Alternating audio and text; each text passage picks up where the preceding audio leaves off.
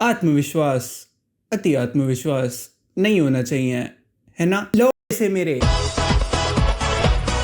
Over confidence works as a fuel if you are capable enough. And जो लोग बोलते हैं खराब चीज है, जस्ट गेट बेटर बिच। ये बढ़िया चीज है क्योंकि ये तुम्हें खुद की लिमिट्स पुश करने पे मजबूर करता है, और ये बेकार चीज है क्योंकि तुम्हारी गांड फटती है। मेरे हिसाब से over confidence is the best worst habit you can have. अब नुकसान कितने भी हो उसके, पर जो ये फीलिंग तुम्हें देती है ना, it makes you feel like a God. रहोगे तुम but it makes you feel like it. और इसका पता है एक सीन और ये है कि तुम्हें लगता है कि जो भी तुम बोल रहे कर रहे हो वो सही ही है, जबकि ऐसा नहीं होता। जो भी तुम बोल रहे हो वो गलत भी हो सकता है।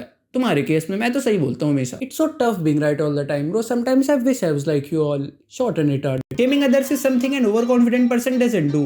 Sure. तुम्हें खुद को ऊपर दिखाने के लिए दूसरे को नीचे दिखाने की जरूरत भी नहीं है, और अगर तुम्हें लगता है कि जरूरत है तो वो ऑलरेडी तुमसे ऊपर है। कभी कभी अच्छी बातें बोल के बढ़िया तो लगता है तुम्हें, मेरा तो रोज का है।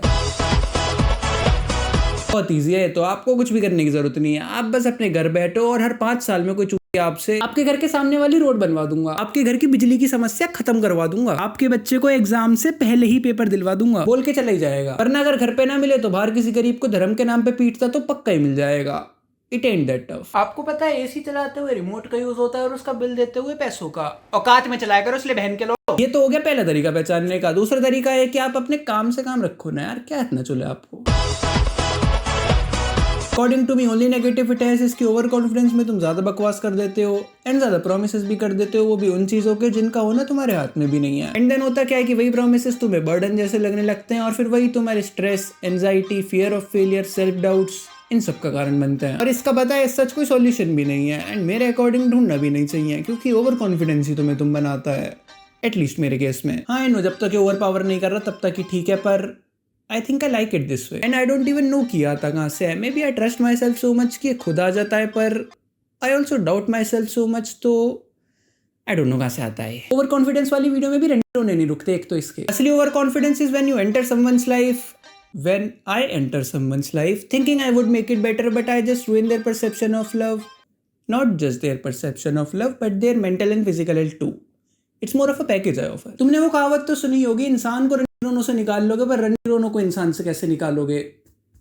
यहाँ गोली मारो मेरे। मुझे तो लगता है कि ओवर कॉन्फिडेंट होना ना बहुत ही बढ़िया चीज है, एटलीस्ट अंडर कॉन्फिडेंट होने से तो बढ़िया ही है। अंडर कॉन्फिडेंट इंसान क्या बोलता है जब उसे कोई काम असाइन करो, मुझसे नहीं होगा ये, मैं नहीं हूँ इस लायक, अब और किसी से करा लो। वहीं ओवर कॉन्फिडेंट इंसान को अगर काम असाइन करो तो तू बताएगा मुझे क्या करना है क्या नहीं। फर्क है, इसलिए सबसे बढ़िया चॉइस है न्यूट्रल इंसान मेरी तरह। पर अगर तुम न्यूट्रल बंदे से कुछ भाग दौड़ का काम करने कहोगे तो वो नहीं कर पाएगा, न्यूट्रल है ना। खैर तुम अंडर कॉन्फिडेंट लोग छोड़ो, तुम्हें पता है सबसे सेक्सी चीज क्या है जो तुम्हें ओवर कॉन्फिडेंस के साथ हो सकती है? इनसिक्योरिटी। इन चूतियों से तो बहुत बढ़िया हूं मैं, पर उसकी नाक तो छोटी है। समझ रहे हो, ये दोनों चीजें साथ में हो ना, बहुत ही एक वियर्ड सा कॉम्बो है।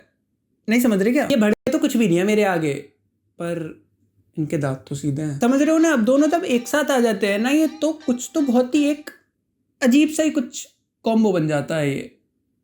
नहीं समझ रहेगा तुम अब भी? अरे यार, ऐसे झाड़ू को तो लंड पे रखता हूँ मैं, पर कुछ नहीं, लंड पे रखता हूँ। ऐसे इनसिक्योरिटी जब साथ में आ जाती है ना इसके, तो तुम औकात में आ जाते हो थोड़ी देर के लिए, जब तक खुद से और कुछ झूठ बोल के फिर से अपने डिल्यूजन फीड ना कर लो, बस तब तक के लिए।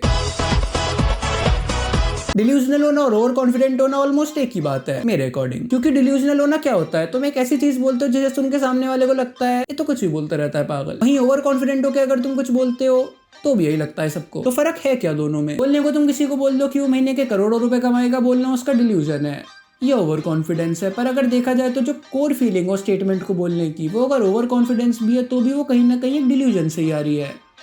समझ रहे हो ना? और ओवर कॉन्फिडेंस एक और रीजन की वजह से आ सकता है, जो कि है सेल्फ बिलीव।